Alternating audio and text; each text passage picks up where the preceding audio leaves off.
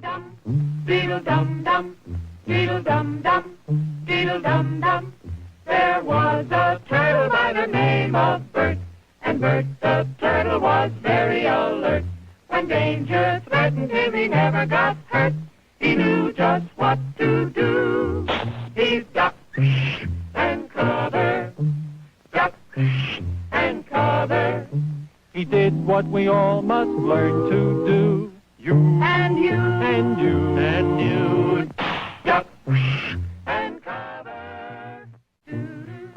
Be sure and remember what Bert the Turtle just did, friends, because every one of us must remember to do the same thing. Well, there was many series to Atlas F. There was a 60 dash number, then the last three digits. Then there was a 61 dash long number, last three digits on the missile. Then there were 62. Well, believe it or not,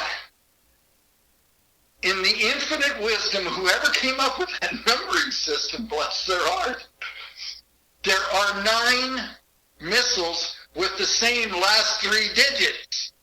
So, yes, so if you see them, go on Siloworld, download the U.S. Air Force Reutilization Plan. Okay? It is literally the definitive document by the United States Air Force. It lists every serial number, okay, of every missile, and also its location. And you'll see my handwriting in what for each site that the missile goes to. The problem that occurred is that you see these missiles with the last three numbers, and then all of a sudden you're just like going, well, that's going to be this site. Well, no, it's not. Inaccuracy. Well, yeah, because somebody didn't stop and think about the last three numbers are being the same, even though it was a 62 series number or a 61 series number. They didn't pay any attention. Yeah, I know what they did. They looked at the first portion of the numbers and said, okay, this is completely separate. No biggie. Let's go with it. Right. They didn't think of the last three digits that were being stenciled on the atlases. That's amazing. Okay. So all of a sudden you see these, and we'll still get guys that will do that. They will say, well, this missile is here, and it's not. Right. I'm sorry, it's not. What we have had to do trying to interpret photographs for the last 35 years, and I'll be honest with you, we become very, very good at studying the photographs. Like I can tell you this on F sites. Please, go ahead. Like the scenery behind it and what? Well, not even that. That to me is an easy one. That's a giveaway. Right. All right? I'm talking about the shape of the lights on the silo cap. Oh, damn. I'm talking about the size of the gate. And here's a question. We've got 3 squadrons that have the upper portion of the gates, 3 squadrons that don't have those. Yet our lights at Walker are completely different. So I can tell ours are truly a teardrop. Uh-huh. I can tell just by looking at the photograph that that's not a Walker site. Even though, of course, you're going to be more in the desert. All right, but depending upon the angles that it was taken and how close up it was. Yeah, Also, the other thing, the Walker sites, the Quonset hut pads were off the cap. Right. They were not on the cap like all of the other squadrons were. Yeah. Why?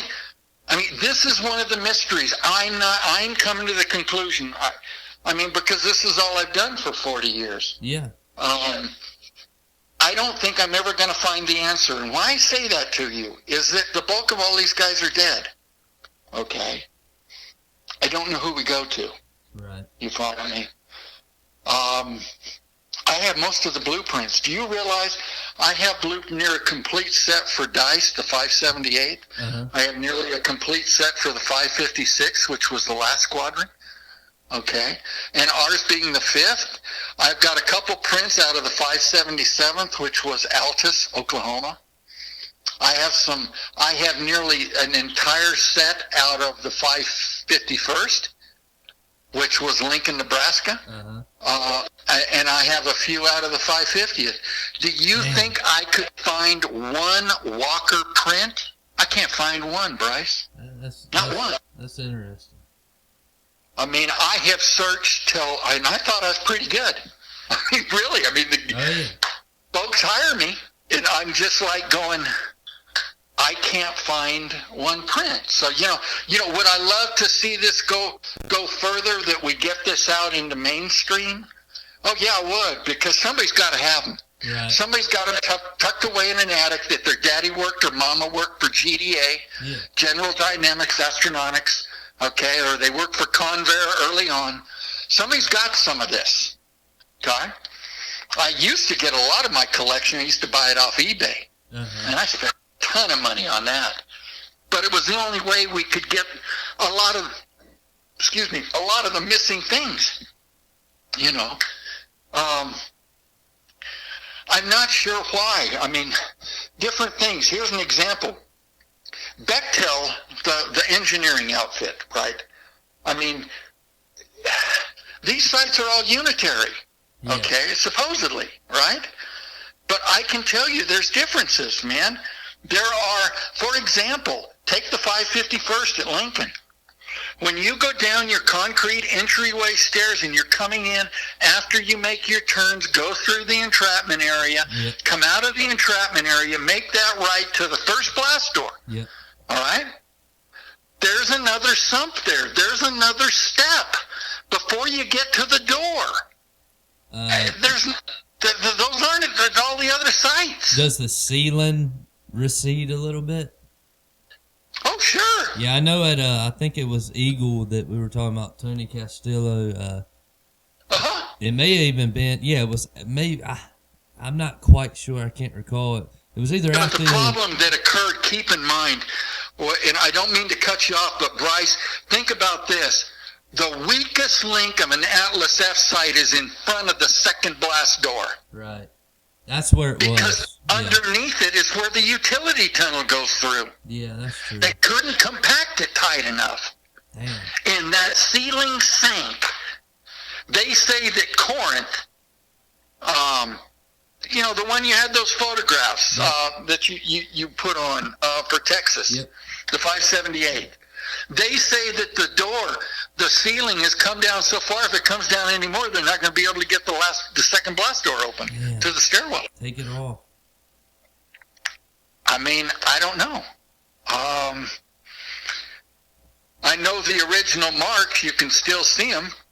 I mean, where they would take a pencil and write in the date, and you can see how much it's settled. That's what Tony had, and it was probably about 3 inches since, I think, 64. Oh, God.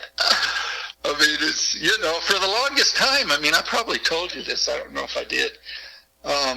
You know, we used to always think that we'd see pictures going through some of those sites in the Midwest, and they'd get into that utility tunnel, and it looked like it was raining.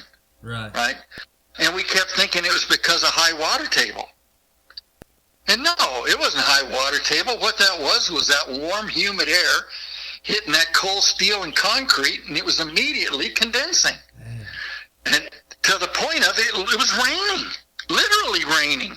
I think there's one of those sites that there's a shot of Tony that looks like he's just soaked.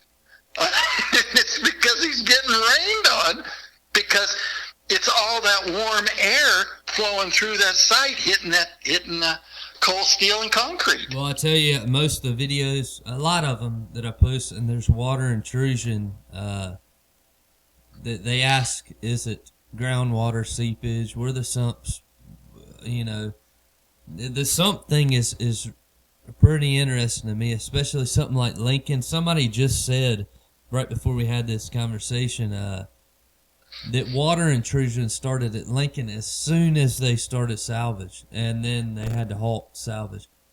I don't know how true that is, but I have a tough time with that, and I'm not calling the person, of course, any bad name or derogatory. What I want you to think of this in regards to that is that, look, they would have had the same seepage while it was in operation. They had sump pumps, probably, right? Exactly, of course. And of course those sump pumps were operational. Okay? It's like it was notorious for the Plattsburgh sites. Look, Yeah. download the deactivation of Atlas E&F and Titan 1 off of Siloworld. You will read the site numbers of Plattsburgh, that they did not have commercial power and it was too expensive for the government to bring it in. So when they